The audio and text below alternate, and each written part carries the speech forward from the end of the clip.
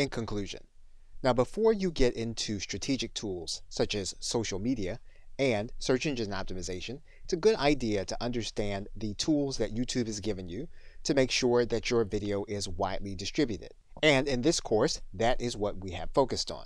You now know how to use your direct shareable link and to make it available in those places where people might see and join your live stream. You now know how to download your video in MP4 format and upload it to other locations. And we've reviewed all of the channel promotional tools, whether or not you're talking about your channel art, your links, or even your channel trailer. We also discussed how you can create your playlist and make them available on your channel homepage. And we've discussed the video post-production process, everything from blurring information to thumbnails, in-screen, cards, subtitles, playlists, and your advanced settings. We also discuss adding audio to your video, as well as working with your subscribers.